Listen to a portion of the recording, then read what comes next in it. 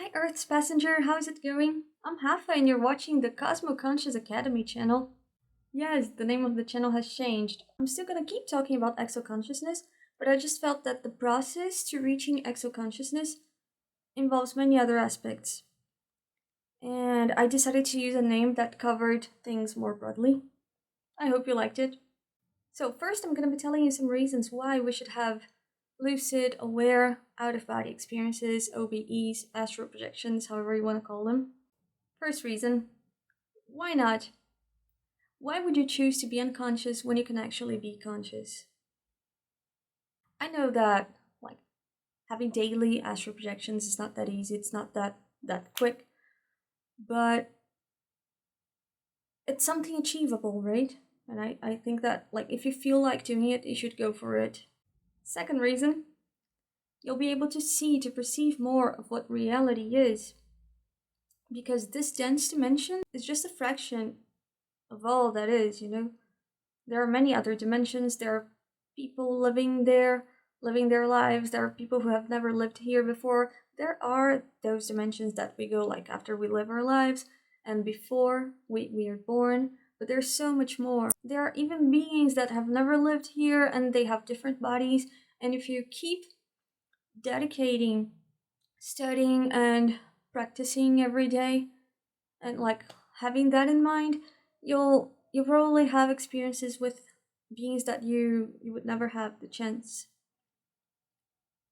while being here. Third, you'll get to know yourself better and check out what's going on in your unconscious mind. Then you'll be able to improve whatever has to be improved. Fourth, last but not least, you'll be able to learn more through experience and help people, consciousnesses that are in need, and they're there in these dimensions. And that's the most important part, in my opinion. Now let's get into the 5 tips to actually have an astral projection. Be aware, be wide awake during the day. So ask yourself where you are, who the people around you are. While you're talking to someone, try not to make it look too weird, but ask yourself, do I know this person? Try to think things like, how did I get here? Oh, what time is it? And then you check your watch. And then imagine it's 2:30 p.m. Okay, it's 2:30 p.m. Does it make sense? And then after a minute, you can check your watch one more time, and then it's still does it make sense? Because if you're having an unconscious out-of-body experience, things go a little crazy, right? So you might look at your watch and it says 2:30 p.m. and then it's not a real watch, and then you look up in the sky and there are stars. But if you train your mind to be asking yourself to be curious about what's actually going on, the chances of waking up, starting to be aware during an unconscious astral projection, are much higher. Tip number 2, move your energies. So what do I mean by that? I don't know if you're familiar with this sort of thing, but how do I usually do it? And don't worry if you can't feel your energies the first time you do it. It's totally normal, but as time goes by, you'll be able to actually notice things happening, and it's normal. The more you practice, the better it'll get. So you can try to feel the energy and to bring it up to the top of your head, and then you can slowly bring it or take it to the tip of your toes. Why do I say slowly? Because so you can actually give yourself a chance of putting more attention into it, and if you're not in a hurry, you'll probably be able to notice it in a better way. So, and then you can take your energies to your toes, and then you'll bring them up again. And you can do it as many times as you want, and that'll help you be familiar with your energies, and also yeah, actually, like feeling your energies, bringing to your conscious mind that they're real, that they're there, because they are, right? That will make it easier for you to leave your body. Like if you never move your energies, like consciously, it will be harder for you to leave your body. But if you move it like all the time, it's gonna be much easier to like detach when you have the intention to, and when you naturally do it as well. And also, apart from that, there are other techniques. I'm talking about like moving your energies like up and down, but you can do it like from side to side. You can exteriorize your energies through specific chakras. I like to do it with all of them. But talking about astral projections, I actually think moving energies through your whole body and exteriorizing energies through all the chakras is the best thing to do. But you could also focus more on your third eye chakra, your crown chakra, but don't like overestimate them, because all of them are important. There are also some techniques that you could like search for them on YouTube. Maybe you could Google them. I'm sure you'll find something. Third tip: study.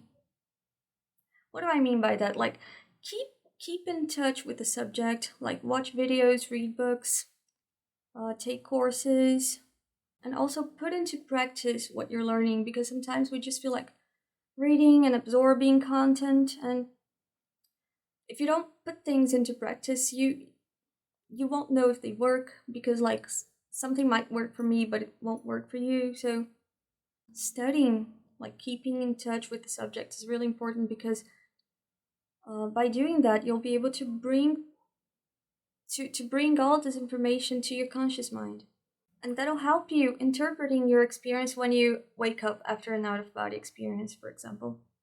Fourth, know how to deal with fear. Don't let fear stop you from moving ahead.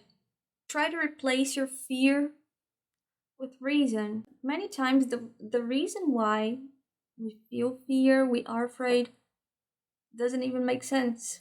Like if we actually stop and think, oh, why am I afraid? Sometimes it's like something ridiculous, something like unconscious that you've learned somewhere, especially when we talk about these things like out-of-body experiences, consciousnesses that don't manifest, are not currently manifesting in this dimension. We've been taught like during our whole lives to be afraid of these things through movies, books, and many other things, right? So changing that might be a little hard, but it's totally worth it, I promise. So what has helped me? I mean, you'll never be like 100%. Like fear might not like, it might never leave you like for good.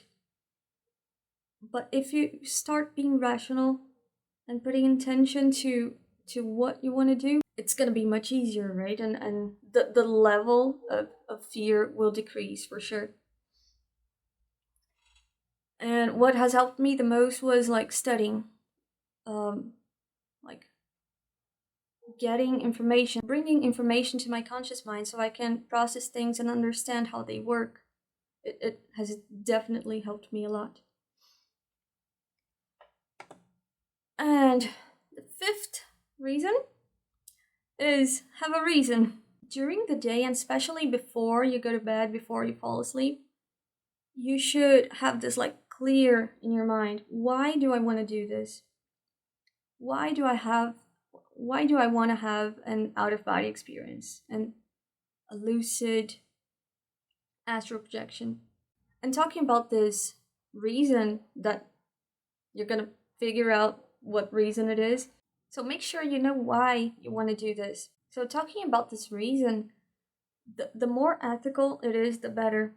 Because like if you want to have an out-of-body experience to know more about life, to know more about reality, to know more about yourself, maybe you want to fly around, it's okay, we all deserve some fun, but just don't make it like what you want to do every day, right? But But if you want to help people, and if you want to learn how to help people, it's even better, right? And I'm sure you're going to be, you'll have all the support from your spiritual guides, or however you want to call them. Like, because there are consciousnesses that are living a higher level of consciousness, and they're like, they're doing many things, but they're helping others a lot.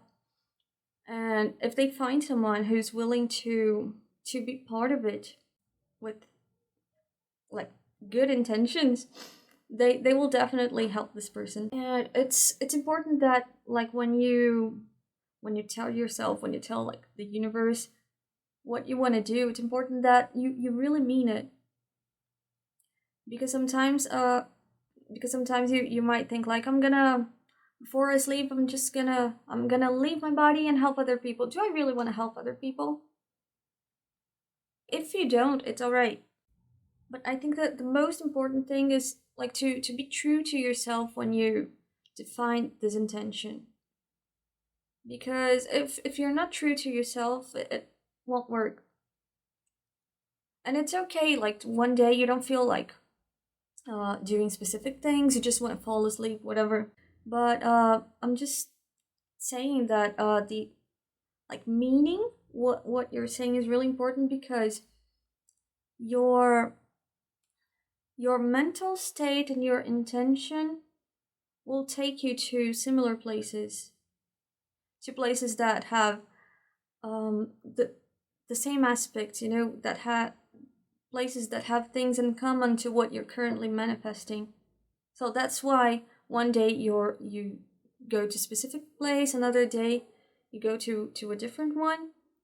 So that's basically, it's not what you're like saying, it's what you are at like that, at that specific moment, that will take you to a specific place.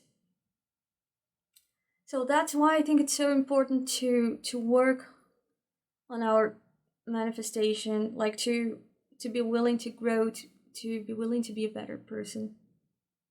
Because it's not what we say, it's not what we want, it's what we are.